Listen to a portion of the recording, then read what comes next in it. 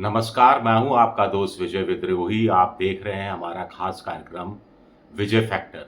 तो महाराष्ट्र में कुल मिलाकर अब तक 3 तरह के सर्वे, 3 तरह के ओपिनियन पोल हमारे सामने हैं, जिसमें से एक ओपिनियन पोल किस गठबंधन को कितनी सीटें मिलेंगी, कितना वोट परसेंटेज होगा, ये बता रहा है। बाकी 2 ओपिनियन पोल दशा-दिशा शिंदे सरकार की क्या है, महाविकास आघाड़ी विपक्ष में रहते हुए क्या सत्ता में आने के लिए बरकरार है, तो जनता भी क्या बेकरार है उनको सत्ता में लाने के लिए।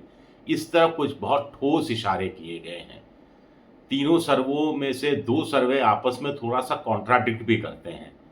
सबसे पहले जो लेटेस्ट सर्वे की बात हो रही है, वो सी वोटर का सर्वे है या ट्रैकर है। इसमें कुछ चीज़ें ऐसी हैं जो कि महायुति को खुश कर सकती हैं, कुछ चीज़ें ऐसी हैं जो महाविकास आघाड़ी को खुश कर सकती हैं।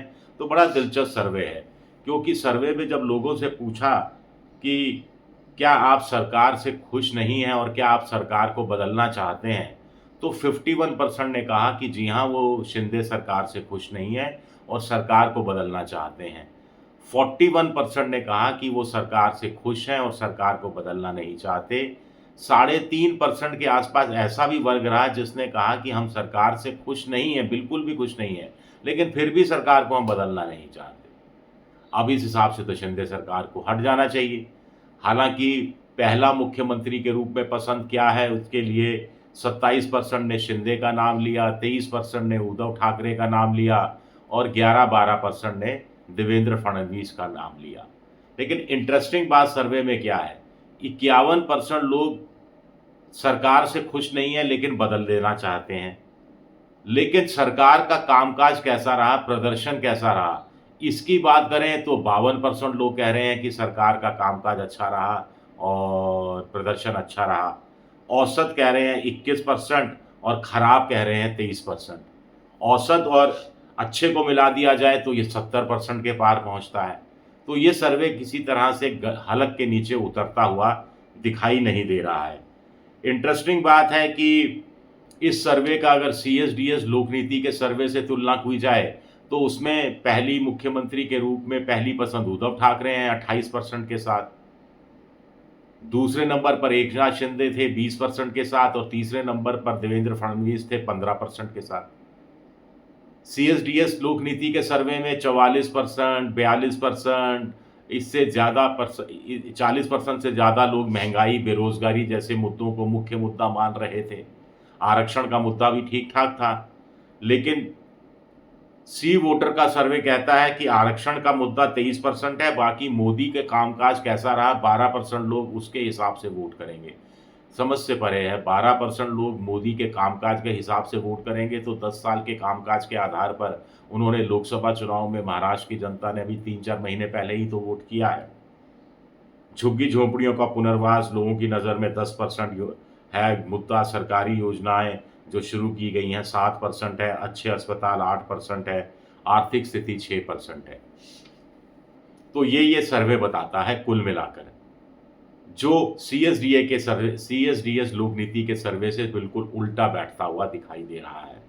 ख़ास तौर से वो सवाल कि अ, शिंदे के कामकाज से आप कितने खुश हैं, तो 51% कह रहे हैं हम नाखुश हैं, लेकिन सरकार के कामकाज से कितने खुश हैं, तो 52% लोग कह रहे हैं हम खुश हैं। ये अपने आप में इंटरेस्टिंग है। चलिए तीसरे सर्वे की बात कर लेते हैं, जो इलेक्टोरल एज का सर्वे है, नया सर्वे है। इसने गणित भी दिया है, सीटों का गणित भी दिया है और वोट प्रतिशत भी दिया है।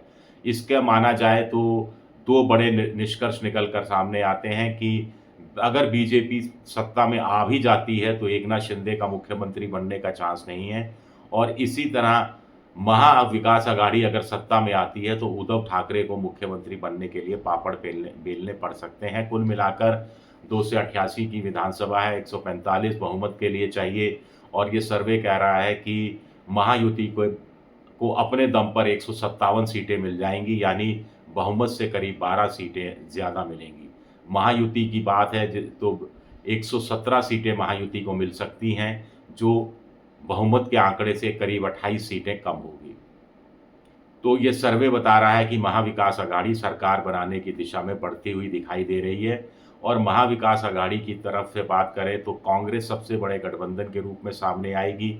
68 सीटें कांग्रेस को मिलेगी, करीब 19% वोट मिलेगा। दूसरे नंबर पर उद्धव ठाकरे नहीं है। सबसे बड़ी इंटरेस्टिंग खबर यही है कि दूसरे नंबर पर शरद पवार हैं, जिनको 44 सीटें मिल सकती हैं, 13% वोट मिलेगा।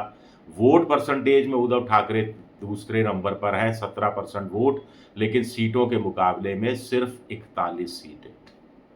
सिर्फ 41 सीटें, और 41 सीटों के हिसाब अगर वो लेकर आती है, अगर ये सर्वे सही साबित होता है, तो उनको क्या मुख्यमंत्री बनाया जाएगा? क्या राहुल गांधी इतना बड़ा दिल दिखाएंगे? क्या शरद पवार इतना बड़ा दिल दिखाएंगे? वैसे भी अगर शरद पवार के 44 और कांग्रेस के 68 मिल भी जाएं आपस में, तो भी वो 145 के आंकड़े के पास नहीं पहुंचते। जो कुछ लोग कह रहे थे कि मर्जर हो सकता है और मिलकर अपना नया मुख्यमंत्री बनाया जा सकता है, तो वो हिसाब भी इसमें दिखता नहीं है। तो एकनाथ शिंदे को बड़ा नुकसान होता दिख रहा है। कांग्रेस को भी दुख होगा कि कांग्रेस ज़्यादा सीटों पर क्यों नहीं जिद किया कि लड़ना चाहिए।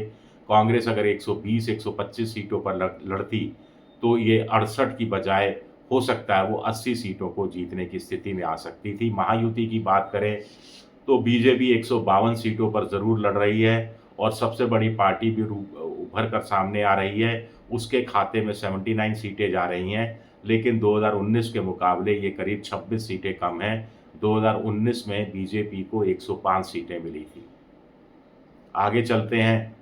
एकनाथ शिंदे जो मुख्यमंत्री बनने के लिए बेकरार हैं, उनका सपना टूटता नज़र आ रहा है।